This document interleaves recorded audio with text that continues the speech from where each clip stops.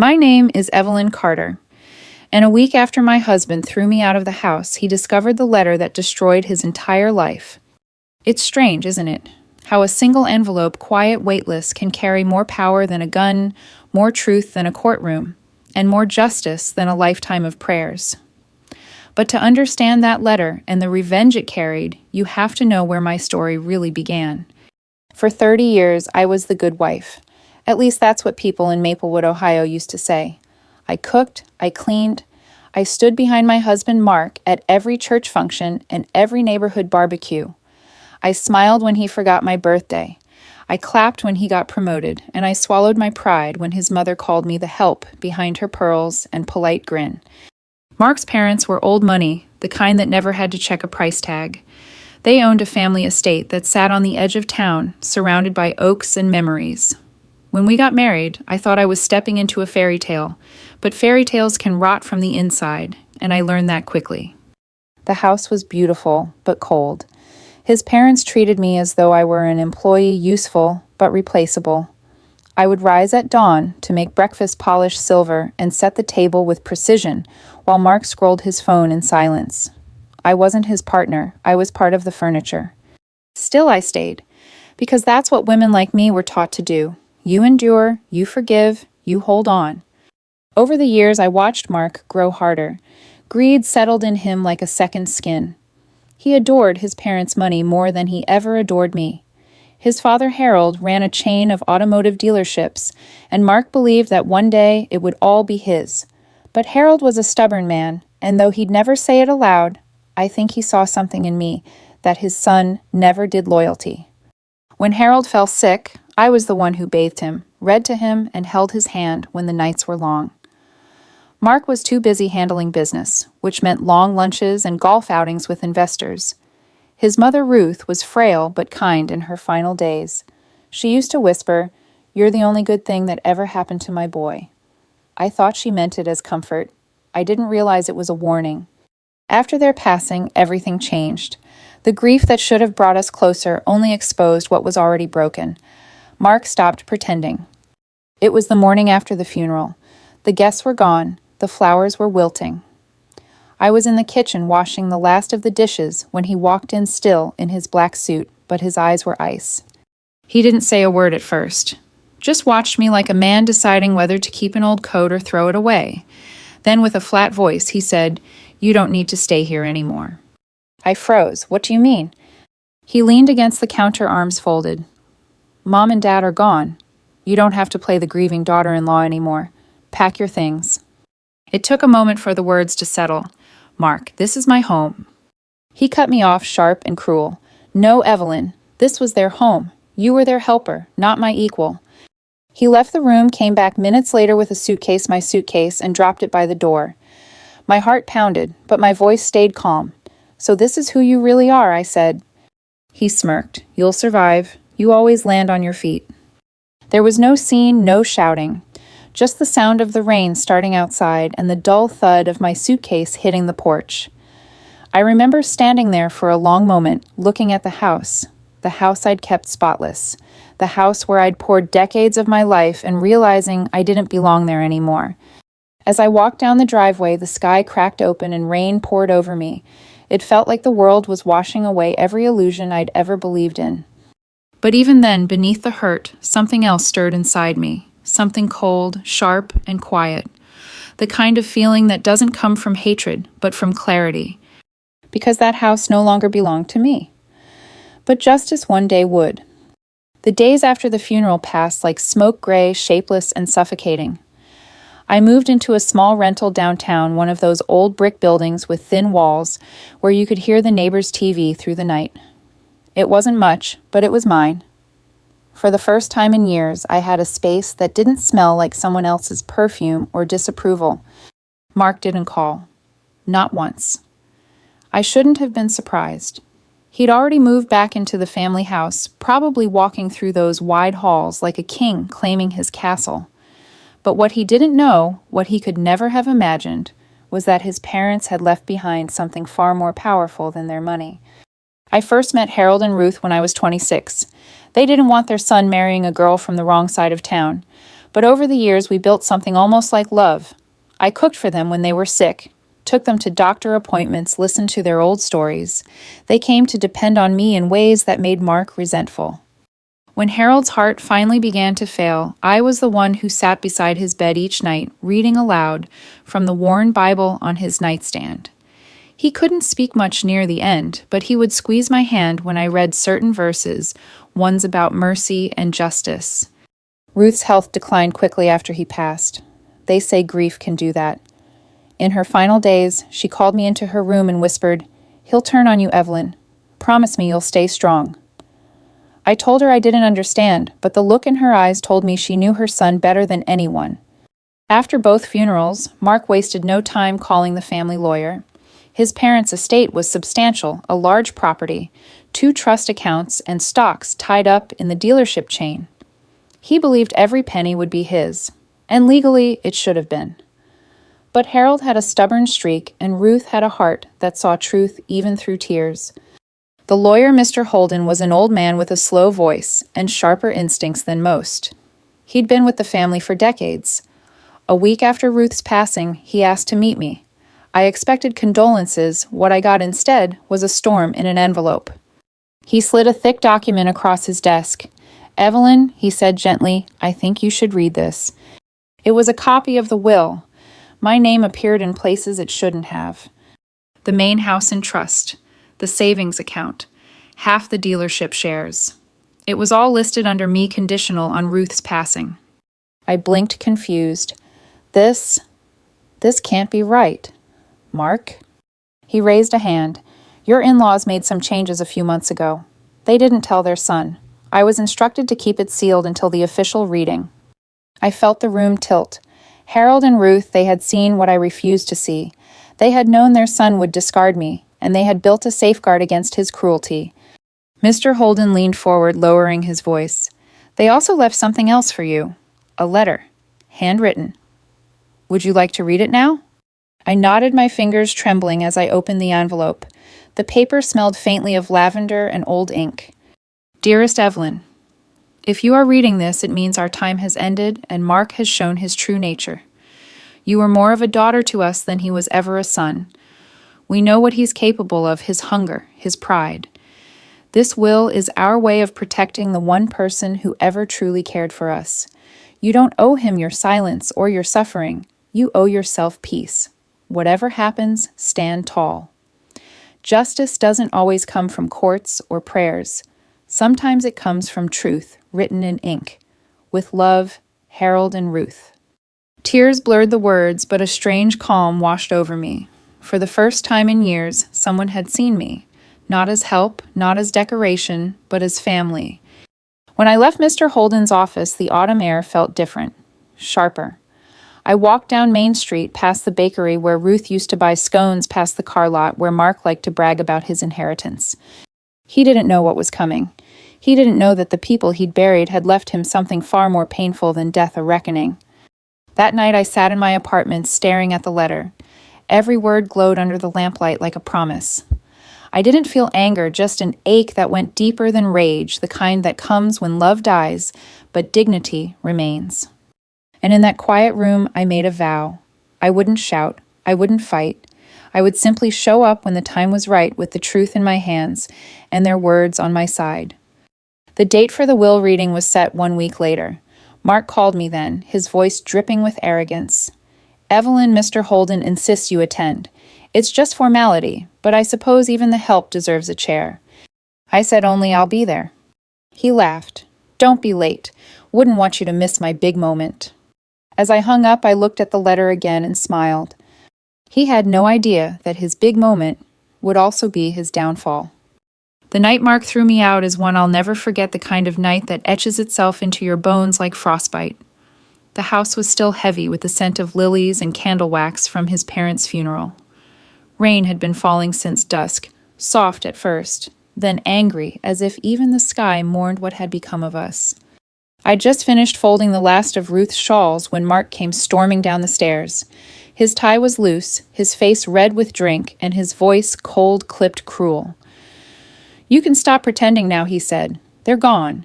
No one left for you to impress." I froze. The box in my hand slipped, spilling lace and memories across the floor. Mark, what are you talking about? He stepped closer, his shadow swallowing the light between us. You think I didn't see it? The way they treated you like some saint? Like you were family? You fooled them, Evelyn, but not me. I wanted to laugh, but the sound caught in my throat. Fooled them, I took care of them when you were too busy playing golf and making deals you couldn't finish. That struck a nerve. His jaw clenched. You were paid to take care of them. Don't twist that into something noble. I looked at him, this man I once believed I loved, and realized he'd been waiting for this moment, waiting to break me when he no longer had to pretend. He grabbed my suitcase from the corner and threw it at my feet. The old zipper split open, spilling clothes and a framed photo of Harold and Ruth, the three of us smiling in the garden.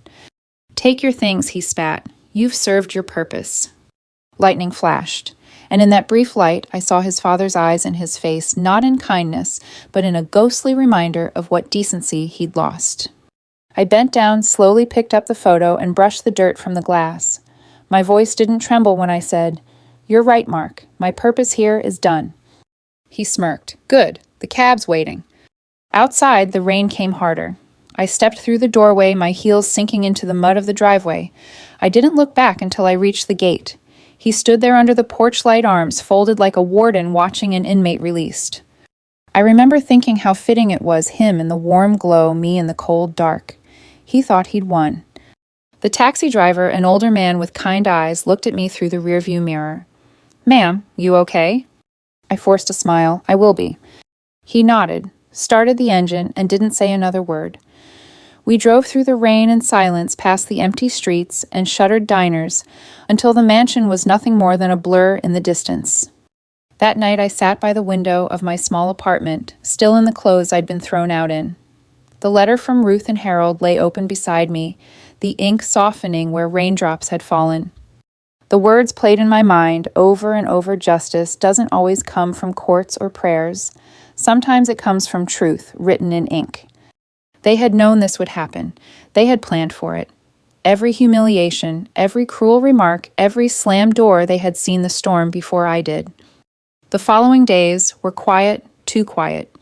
Mark didn't call, didn't ask if I had somewhere to go. But the small town we lived in had ears. People whispered about the woman he'd dismissed, the wife who overstayed her welcome. I stayed silent, let them talk. I took on work at a local florist arranging sympathy bouquets and wedding centerpieces. There was something therapeutic about flowers, how they bloomed, even after being cut from their roots. I began saving money one tip at a time, but I wasn't waiting for survival. I was waiting for my moment. The invitation came exactly a week later. A formal letter from Holden and Associates, embossed and elegant. The official reading of Ruth and Harold's will. Mark must have received his copy too, because that same evening I got a text from an unknown number. Don't embarrass yourself by showing up. You won't like what you hear. No name, but I didn't need one. His arrogance dripped off every word. I smiled, folded the letter from Mr. Holden carefully, and placed it in my purse beside the envelope I'd been saving, the one Ruth had written to me in her final days. The rain returned the night before the will reading, just like it had that night. But this time, it didn't feel like morning. It felt like cleansing, as though the world was washing itself clean for what was about to come. I looked at my reflection in the window. The woman staring back at me wasn't broken anymore. She was calm, composed, and patient, the kind of patience that comes when you already know how the story ends. Mark believed he'd cast me out to the cold. What he didn't realize was that he'd freed me, and in doing so set the stage for his own undoing.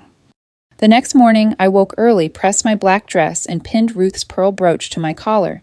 It wasn't vanity, it was armor. As I walked to the car, the clouds parted slightly, letting through a thin ribbon of sunlight. I took it as a sign. Tomorrow the world would finally see him for what he was, not the grieving son or the charming businessman, but the man his parents had feared he'd become. And I would be there silent, but unshaken as the truth unfolded. The morning of the will reading felt like stepping into a courtroom disguised as a parlor. Everything smelled faintly of lemon polish and dusted velvet. Holden and Associates was the kind of old-money law firm that looked like it had been frozen in time shelves of leather-bound books, brass lamps, portraits of long-gone partners staring down with judgmental pride. I arrived early as I always did, when I knew something important was about to happen. The receptionist looked at me politely, if not a bit curiously, and asked me to wait in the adjoining room until everyone arrived. I sat on a stiff leather chair, hands folded neatly in my lap, the envelope from Ruth and Harold resting beside me in my purse, a quiet, invisible weight. 10 minutes later, I heard the heavy doors open. Mark's voice filled the hallway before I even saw him. Loud, confident, dripping with the kind of false charm that used to fool me. "Let's make this quick," he said to someone, probably the attorney. "I've got meetings this afternoon." Meetings. Even now, with both his parents gone less than 2 weeks, he still thought of money before morning. When he finally entered the room, he froze for just a moment when he saw me. His smirk returned almost instantly, though. "Didn't expect you to show," he said, tugging at his cufflinks. "Thought you'd be too embarrassed." I smiled calmly. Embarrassment only comes from guilt, Mark. He didn't like that. His eyes narrowed, but before he could respond, Mr. Holden, an older gentleman with silver hair, and the quiet authority of someone who'd seen it all, cleared his throat. "Shall we begin?" We moved to the long oak table in the center of the room. A few other relatives were present, distant cousins, a niece from upstate people who hadn't bothered to visit the old couple in years. They all looked vaguely uncomfortable, as though attending the reading was more obligation than honor. Mr. Holden adjusted his glasses and unfolded a thick document. "This is the last will and testament of Harold and Ruth Whitmore, dated January 3rd of this year." Mark straightened his tie, already wearing that smug grin that said he thought he knew exactly how this would go. "Before we begin with the formal allocations," Holden continued, "there is a personal statement written by both parties, which they requested be read aloud." He cleared his throat again, and his voice softened as he began. "To our son Mark, you have been given much in life opportunity, education, and our trust. Yet in recent years, we have watched your choices with great concern. It is not wealth or property that defines a man, but his capacity for gratitude, compassion, and love." Mark shifted in his chair, that grin faltering slightly. "To Evelyn, though, you entered our lives through our son, you became in time the daughter we never had. Your patience, your care, and your quiet strength gave us peace in our final years. For that, we are eternally grateful." The room went still. The cousins exchanged awkward glances. Mark let out a scoff. "Oh, come on. That's sentimental nonsense. Get to the real part." Holden ignored him. He flipped to the next page. "Very well. The distribution of assets." He began reading through the list: smaller heirlooms, charitable donations, property divisions. Then came the estate, the mansion on Willow Hill, the cars the company shares. Mark sat up, straight, lips curling in satisfaction. "Here we go." But Holden didn't look at him. Instead, his voice remained calm, deliberate. "The Whitmore estate, including all assets, investments, and holdings, will be transferred in full ownership to Evelyn Whitmore on the condition that she continue the charitable foundation in Ruth and Harold's name." The silence that followed was electric. Mark blinked. "Excuse me." Holden adjusted his glasses. "It's quite clear, Mr. Whitmore. The estate passes entirely to your wife." My ex-wife, Mark, barked, slamming his hand on the table. "We're divorced." Holden didn't flinch. "According to the will at the time of signing, you were legally married. This document was executed while your marriage was still valid. The court will uphold it as such." Mark's face flushed crimson. "This is insane. She manipulated them. She took advantage of them when they were sick." I finally spoke my tone, even and quiet.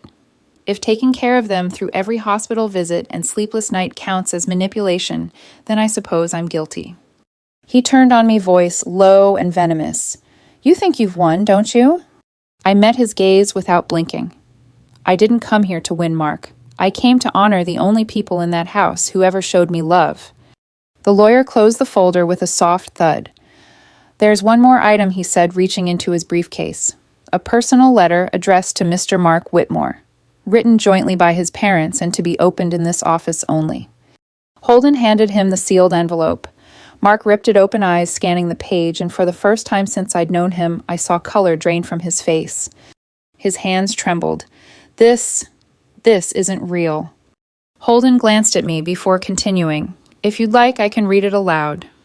Mark shook his head quickly, stuffing the letter into his pocket. No, this meeting is over. He stormed toward the door, nearly knocking over a chair on his way out.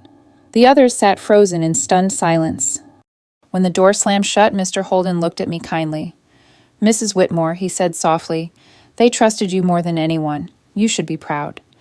I nodded slowly, though my heart felt heavy. Pride isn't what I feel, Mr. Holden. It's something closer to closure. Outside, the sky had cleared sunlight streaming through the stained glass windows. I stood for a moment, letting it warm my face. As I stepped out of the office, I could see Mark across the street pacing beside his car, his expression somewhere between fury and disbelief. He caught my eye, and for just a moment I thought he might come over. But then he stopped, glared, and drove away without a word. The city was bright that day, almost too bright like life itself was moving on, indifferent to one man's rage. I walked down the steps, the letter from Ruth and Harold safe in my purse, and whispered a quiet promise to them both. Don't worry, justice has only just begun. That evening, as twilight sank over the city, I sat by my window with the envelope they had left for me. The same soft ivory paper, the same neat handwriting that Ruth had always used to label jars in the pantry peach, preserves lemon marmalade. But this envelope didn't hold sweetness. It held truth. I ran my fingers over the seal for a long moment before opening it. Inside were 2 sheets of paper and a small brass key. The note began simply, Dearest Evelyn, if you're reading this, then we are gone, and Mark has already shown you who he truly is. We tried to guide him, but he chose pride over decency. There is something you deserve to know, something he never told you. It's time. I leaned back in my chair, heart steady but alert. The letter continued. Years ago, Mark made choices that could have ruined us, choices involving people who trusted him, and money that was never his. We protected him then for your sake, and for the sake of our family's reputation. But the evidence still exists. The key enclosed opens the bottom drawer of the study desk. You'll know what to do when you see it. For a long moment, I couldn't breathe. My mind raced back to all the nights Mark came home late from the office, reeking of whiskey and arrogance. The whispered phone calls, the business trips that never seemed to add up. I knew he had secrets, but I didn't know they were this deep. The next morning, I drove to the old Whitmore house. It was still under my name, now legally mine. The drive through Willow Hill was quiet, the streets lined with maples losing their autumn leaves. When I parked in the circular driveway, the house loomed tall and dignified against the gray sky, its windows dark like watchful eyes. Inside, the air still smelled faintly of Ruth's lavender potpourri. Dust danced in the sunlight. I walked slowly through the hallways, every creak of the floorboards sounding like a whisper from the past. In the study, the heavy mahogany desk stood just as it had during our last family dinner there, when Harold had laughed so hard his glasses fogged and Ruth had squeezed my hand under the table. I knelt before the bottom drawer, inserted the brass key, and turned it. The lock clicked open. Inside were 2 folders yellowed slightly with time. One was labeled Whitmore Holdings, Private Accounts, and the other simply Evidence. I opened the second folder. What I found inside made my stomach turn. Bank statements, emails, and signed contracts showing that Mark had been funneling money from his father's company into offshore accounts under fake names. Millions of dollars siphoned slowly year after year. And there were letters, copies of correspondence between Ruth Harold and their lawyers, pleading with him to stop before it destroyed the family business. One reply from Mark read, "You can't stop me. It's my inheritance anyway." My eyes stung, not from surprise, but from the realization that they had carried this pain for years quietly, that they had chosen to protect me from knowing. I sat there for a long time, the documents spread before me, like pieces of a broken life. The weight of justice, the kind I hadn't even sought, had landed squarely in my hands. I thought of the look on Mark's face during the will reading, the panic, the anger, the way his voice cracked when Holden mentioned the letter. He must have known this was coming. He must have feared it. But now I held the proof tangible, undeniable.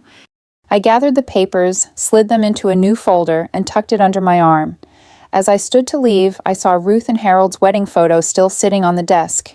Ruth's eyes seemed to follow me kind but firm, as if urging me forward. "Don't worry," I whispered to the photograph. "I'll finish what you started." Over the next few days, I began my quiet work. I met with a financial attorney, discreet, well-recommended.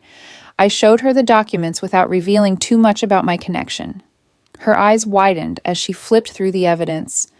"Mrs. Whitmore, this is serious," she said. "If what's in here is accurate, your ex-husband could face federal charges." I nodded. "I don't want revenge," I said. "I just want the truth to come out, and I want their names cleared." She closed the folder carefully. "Then you've come to the right person." Within a week, the investigation was in motion. I never made a single public statement, never spoke to the press. I simply watched as slowly, piece by piece, the empire Mark had built on deceit began to crumble. He called me once, late at night. His voice was frantic. "What did you do, Evelyn? You think you can destroy me?" I didn't answer. I let the silence say everything. He tried again. "You'll regret this. You—" Click. I hung up. The next morning, the headlines broke. "Businessman Mark Whitmore under federal investigation for fraud and embezzlement." I read the article over coffee, the steam rising gently from my cup. The reporter wrote that authorities had received anonymous documentation proving years of illegal transfers. No source was identified. By the time I reached the end of the story, I realized I was smiling not with glee, but with peace. Ruth and Harold's legacy was safe now. Their names would no longer be whispered in shame. And Mark was learning what it meant to live without control. That night I returned to the mansion one last time. I stood on the porch, the air cool against my skin, and looked out at the stars. Somewhere inside me I felt Ruth's gentle voice again, proud, calm, unburdened. Justice didn't always roar. Sometimes it whispered. And tonight it was whispering thank you. When the news broke wide, it spread faster than wildfire in dry grass. By noon that Friday, Mark's picture was everywhere, his polished grin from old business magazines, now sitting beside the word fraud. It wasn't the kind of scandal you could buy your way out of. Cable channels ran his story on loop. His investors began backing out. The Whitmore name, once synonymous with reliability, had become a cautionary tale whispered over golf games and charity luncheons. And for the first time in his life, Mark didn't have control. I didn't feel triumphant. Not yet. There was still a strange ache in me, a residue of the woman who had once loved him, who had once believed that love could heal a man like that. But there was also something else, a quiet steadiness, a balance being restored. I stayed mostly at home those first few days, my phone buzzing endlessly with messages from old acquaintances. Most of them didn't dare say Mark's name directly, only things like, "I'm so sorry you're caught in this," or "You must be shocked." But I wasn't shocked. I'd lived through years of smaller betrayals, late nights, missing money words that cut deeper than silence. This was simply the final echo of them all. 3 days after the story broke, I got a call from an unknown number. "Mrs. Whitmore," a voice asked, calm but official. "This is Agent Keller with the Financial Crimes Division. We'd like to speak with you if possible." Of course they did. We met the next morning at a downtown office building. The agents were polite, respectful even. They asked about the documents, about the key about Ruth and Harold's letter. I told them everything carefully and truthfully. When I finished, Agent Keller nodded. "You understand this case could take months, but the evidence is strong. We've already frozen several accounts." I simply said, "Then justice can take its time. It's waited long enough." As I was leaving, Keller paused and said quietly, "You did the right thing, Mrs. Whitmore. They'd be proud of you." For a long time after those words echoed in my mind. 2 weeks passed. Then one afternoon, while I was pruning the small garden behind my townhouse, I heard a knock at the front door. It was a young reporter, polite but nervous. "Mrs. Whitmore," she said, "I'm sorry to bother you. I'm working on a follow-up piece about your ex-husband's case. Would you like to make a statement?" I looked at her for a moment, her notepad trembling slightly in her hands. I could have said a lot. I could have told her everything about the abuse, the manipulation, the betrayal. But instead, I smiled softly and said, "No comment. The truth doesn't need me to speak for it anymore." She blinked surprised. Then she nodded, thanked me, and left. That night I watched her report on television. She described Mark's empire collapsing, lawsuits piling up, investors suing, his assets seized. His face looked older in the footage they showed, his once slick confidence now hardened into something desperate. I didn't feel pity. I felt distance, the kind that comes only after surviving something you never thought you'd escape. Then came the call. Evelyn. His voice was quiet, hoarse. I didn't speak. I need to understand why he said after a pause, "You had to be the one who gave them the papers, right? No one else had them." Why? I asked softly. Why would I need to do that, Mark? Didn't you already destroy everything we built? He exhaled shakily. You think you're better than me now? No, I said, but I'm not beneath you anymore either. There was silence on the line. For a moment I thought he'd hang up. Then he whispered, I loved you once, you know. That might be true, I said gently, but you loved yourself more. And with that, I ended the call. He never called again. A month later, his trial began. I didn't attend, though reporters said he looked gaunt, tired, and defiant. He denied everything at first, of course, claimed to be framed. But the evidence was too overwhelming, his own signatures, his own transfers, his own arrogance written across every page. The day the verdict came, I was in the garden again, trimming a rose bush Ruth had given me years ago. My neighbor leaned over the fence. Evelyn, she said, did you hear he was sentenced? 5 years. I looked down at the rose, its petals soft and perfect, and said simply, that seems fair. That night I poured myself a glass of red wine and sat by the window, looking at the quiet street outside. The world kept turning indifferent, yet peaceful. In the distance I could hear the faint sound of church bells.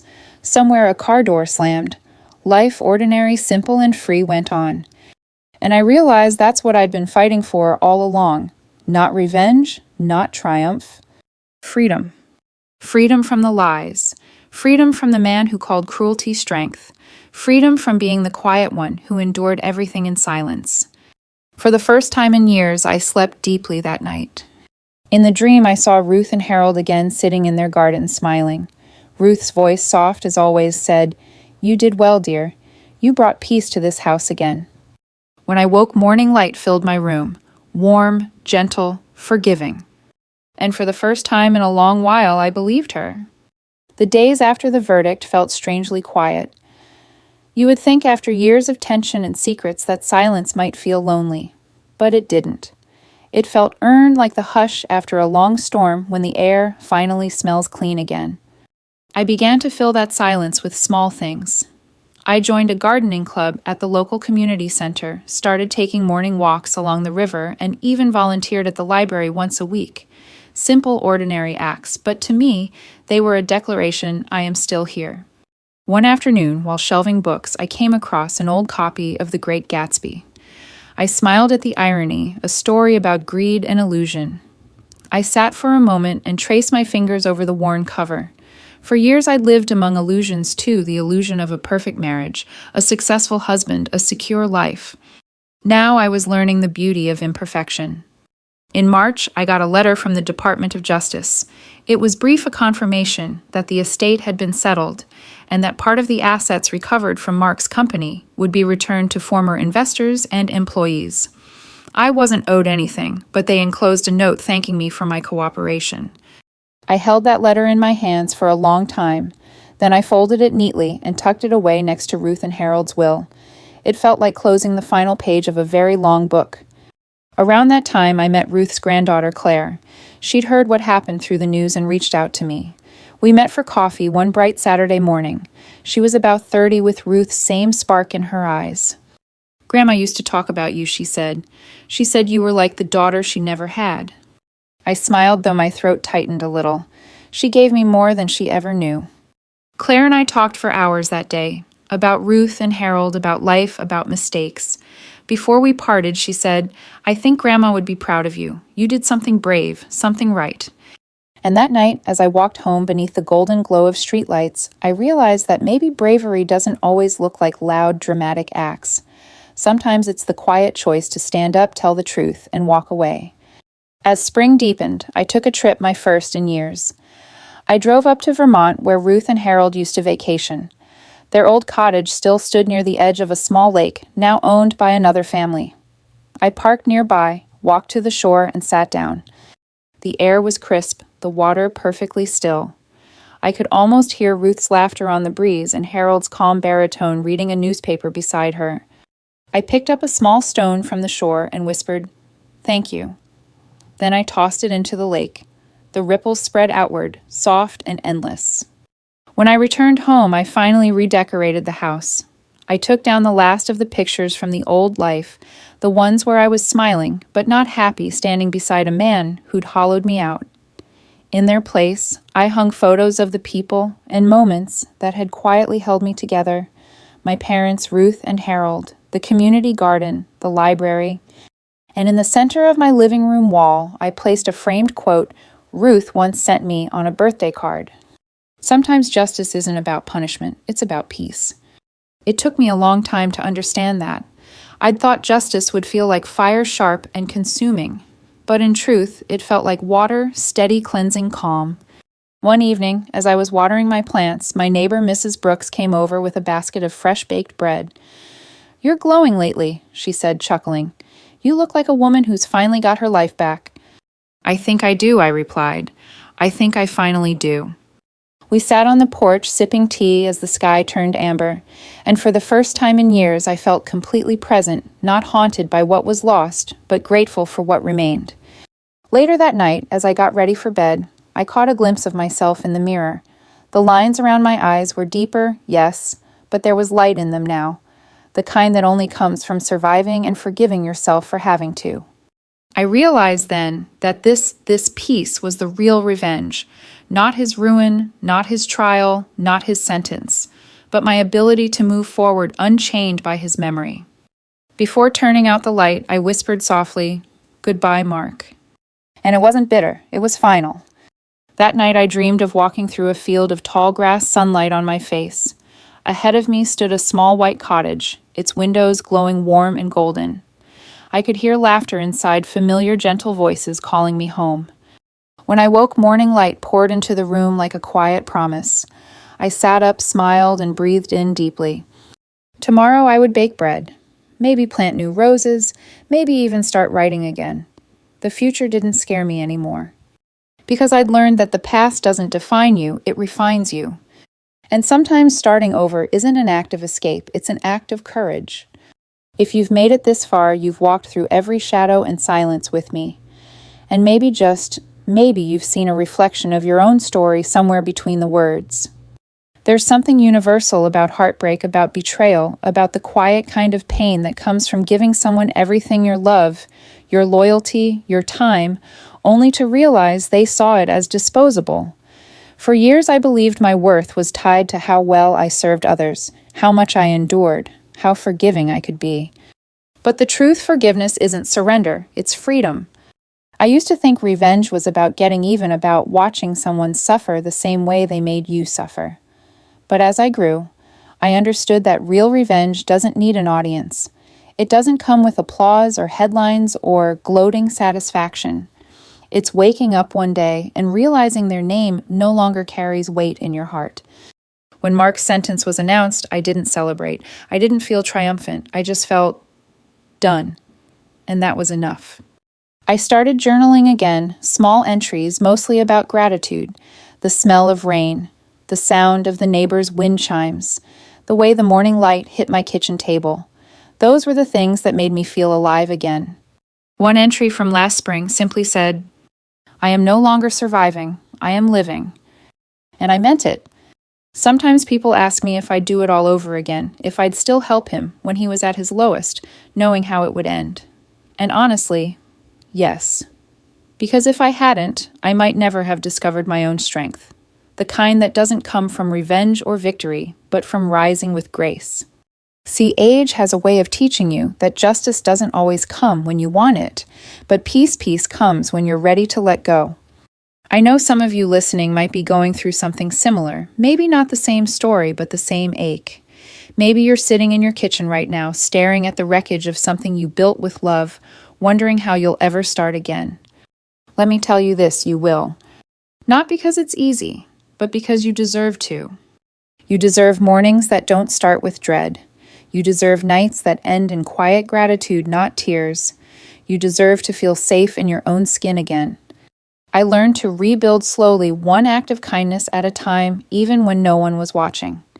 I learned to forgive myself for staying too long and for believing too much. And eventually I learned to love the woman in the mirror again.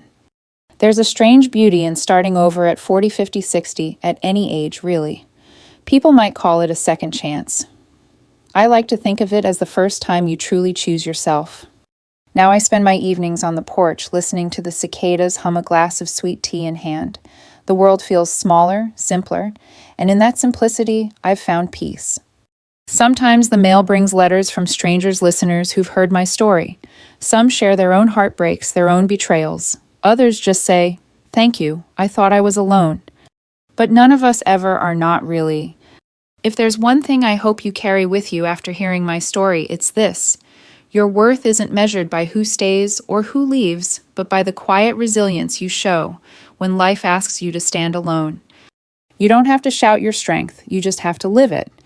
And if you've ever been hurt or betrayed or cast aside after giving your best, don't let that be the final chapter. You get to write the next one. You get to decide how the story ends. Maybe you'll plant a garden. Maybe you'll take a road trip. Maybe you'll finally sit down and tell your story. Whatever it is, do it for you. Because at the end of every heartbreak is the same small truth we heal, not by changing the past, but by embracing the present. And that, my dear listener, is the quietest, strongest kind of revenge there is. So if my voice has reached you tonight, if my journey has touched something in you, don't let it fade away. Share this story with someone who needs to hear it. Leave a comment, subscribe, tell your truth. Because when we speak our pain aloud, we take its power away. And maybe we give someone else the courage to start again. Until next time, take care of your heart. It's the most valuable thing you'll ever own.